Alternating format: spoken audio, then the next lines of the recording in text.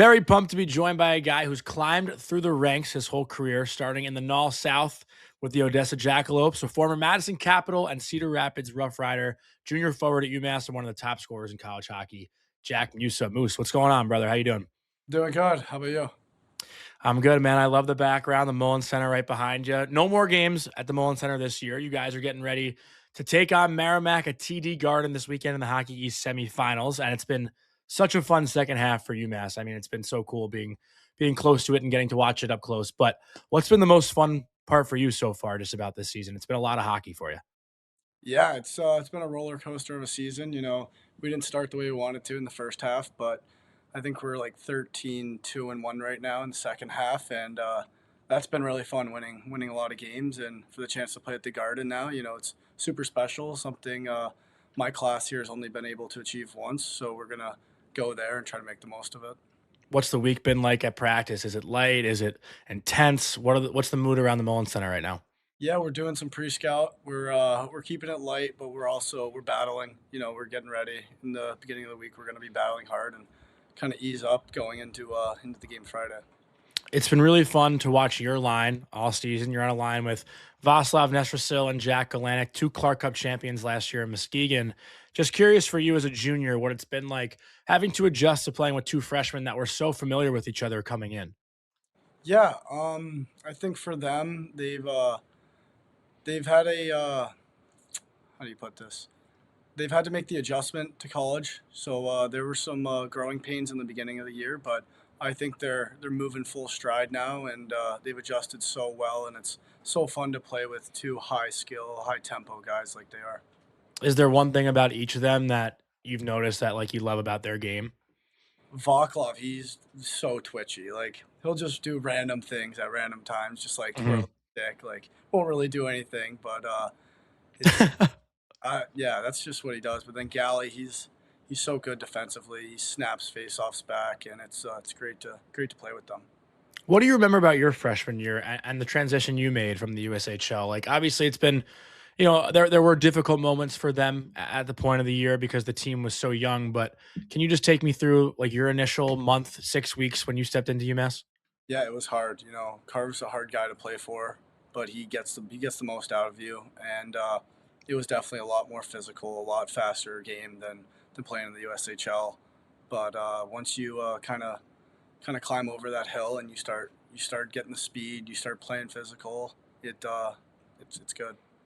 It's hard to, it's funny. I've been watching you for 3 years, but it's hard to come up with like an NHL player comparison for you. I don't think there's anyone who skates like you, north south, in college hockey. But is there someone in the NHL that you've watched that you've tried to like model your game after? I know it's kind of like a basic question, but it's so hard to pinpoint one for you. Yeah. One person that I like watching that like it could be a player comparison if he was smaller, but Adrian Kempe on the Kings. Okay, Uh, interesting. he plays hard. He plays with skill. He's fast. So I'd probably say him. Was skating always one of your biggest strengths though? Like, were you always this fast? Like, I seriously, I've said on the broadcast, I think a couple times, you're like Dash Incredible in the scene when he's doing the track meet when he wants to speed it up and slow it down. Like, it cracks me up every time I watch you fly up the ice. No, I think my freshman year here, I think that's when I took a big jump speed wise, and Mhm. working out at Matterhorn Fit back home in the Yeah. summer, they take really good care of me, and they help me develop that twitch and that speed. So So in the summers, you're back in Florida. I want to rewind and like talk about your upbringing in Florida, but is that where you spend the entire summers usually? yeah, I'll spend summer in Florida, and I'll work out with Matterhorn Fit, and I'll skate with Matt Coulot and Matterhorn Fit as well, and other guys when they're in town. But that's kind of what I do. And your dad told me you grew up, I know you play for the Florida Alliance, but you play with like a ton of USHL alumni, guys like Ethan Strachey, Jackson Blake, Seamus Casey, Gavin Brindley, Ryan St. Louis. Like the list went on and on. I mean, what was the Florida hockey scene like for you growing up?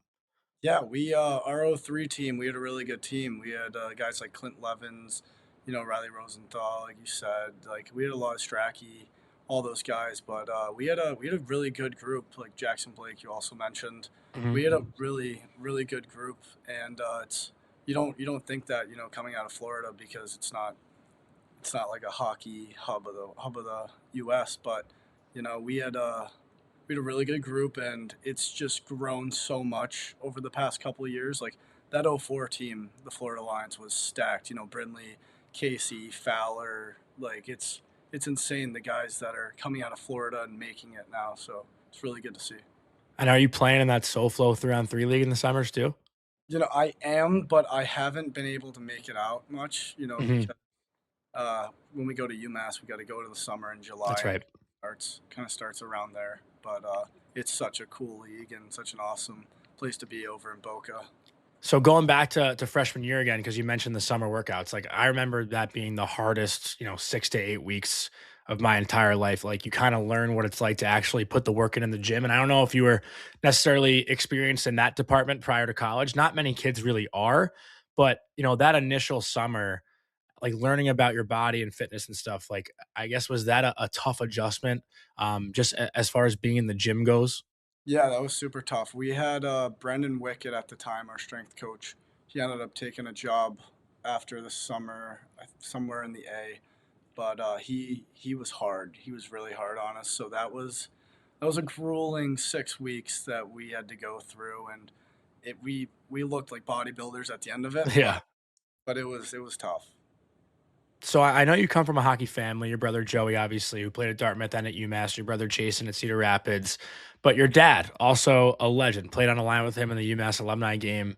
And I'm just like kind of curious about like how you learned the game, like when you first got into it, and just having your brothers following your footsteps too. I know Jason's coming into UMass in the next year or two, and he's in the USHL right now. Just like how much of a hockey family you guys are. Huge. So my dad finished playing pro in Florida, and I think we were all starting to skate at 2 years old, and just hockey, hockey, hockey every day. Mhm. And it's so fun having two brothers that also play because you compete with them every day. You're playing like pig in the garage or something. You're pissed if you lose, Yeah. especially if Jason beats you because he's the young one. But yeah, it's awesome, and I think having those two brothers really helped my competitiveness and just like the wanting to win factor in my game. So Have you been able to watch Jason a lot this year or at all? I know that your games are Friday, Saturday, his are Friday, Saturday, so it's probably tough, but any advice you've given him throughout the year? I've been able to watch a couple of his games, but I saw his fight a couple days ago, Yeah. and that was funny to see. You know, he just threw his gloves down and started punching the guy, and then kind of got dropped. But but it was good to see. I talked to him and kind of like try to mentor him a little bit on what to expect when he comes into college and the things he's got to do beforehand to try to get ready to being able to play at this level when he does make Mhm. that jump. And he's taken it well, and he's tried to keen in on like those skills and those things that he's got to work on to be able to play at this level. Going back to you a little bit here, when I was looking up your stats in the USHL, it was kind of interesting. Like you were kind of in that like 15 to 20 goal range in junior, and you've maintained that pace in college, which is not easy to do. So I'm kind of like curious for you. When did you feel like your game was reaching that elite level? Because you see guys who score 30 or 40 in the USHL only get to maybe like 10 or 15 in college. It's not easy to score goals in college hockey. So like it seemed like it was pretty smooth for you as far as goal scoring goes.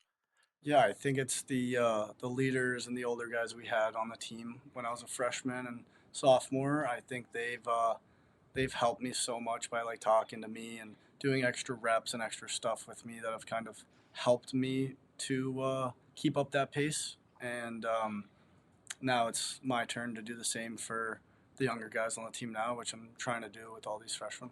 And it obviously helps that you had the familiarity with Tommy Upton, right? You played for him in Madison. Did he help you commit to UMass, or were you committed before that? Like, how did that work out when Tommy, I guess, made the adjustment from Madison to UMass? How did your Yeah, commitment go? so I was originally committed to BU. I committed Okay. there. And then the whole coaching staff got fired, and so I didn't really know the new coaching staff. So I decided to deco. I think my first year in the USHL, and then going into my second year, Uppy was supposed to be our coach again in Madison, and then he took the job at UMass.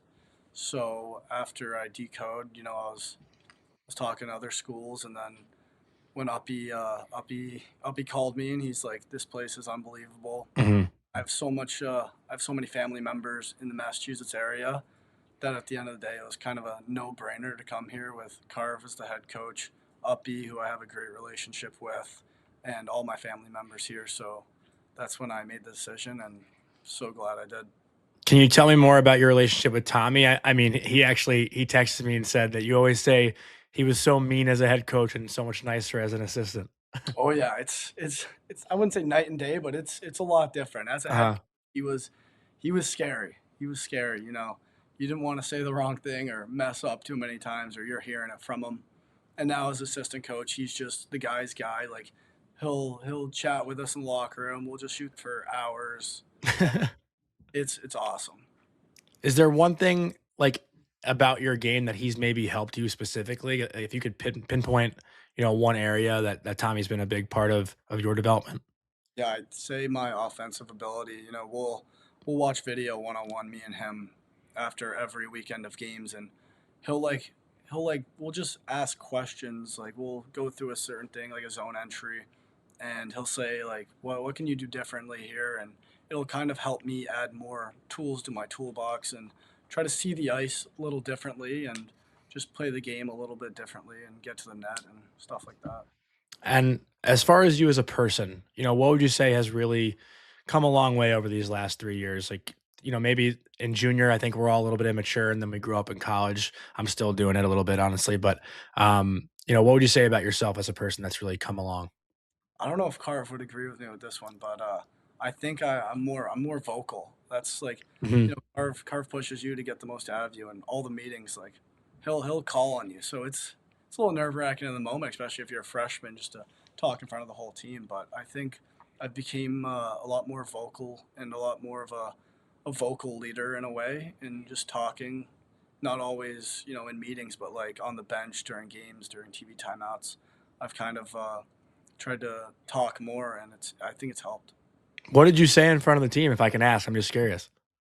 Like in our meetings, Yeah, like is it one of those things? I know Carve has like had guys talk about their families and stuff in front of the team. Is that something you're alluding to? it's just kind of like everything. Like how we read legacy, we got to talk Hmm, about the of book. course. Got to like say stuff about the book, and it's as a freshman, it's kind of nerve wracking. Like try not to mess up and say the wrong stuff, but stuff like that, and like in our Mhm. coaching things, like just speaking up, it's helped me a lot. I've tried to get out of my comfort zone and talk up more. So. Another thing I got to ask you about, super cool experience. You got to go over to the Spangler Cup this year, and I saw you play with one of your former teammates, Eric Polkamp. That kid is hilarious. I got to talk to him at the Frozen Four last year. But what was the coolest part about that experience for you? And what a nice goal you had there on James Reimer, Yeah, thank you. huh? Um, I've never been to Europe, so I think just being in Switzerland, that was unbelievable.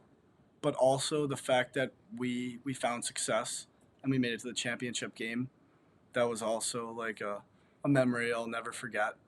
And just playing with such like great players and a bunch of players I know or played with in the USHL, like Polkamp, Finley, Mhm. Lavins, all these guys.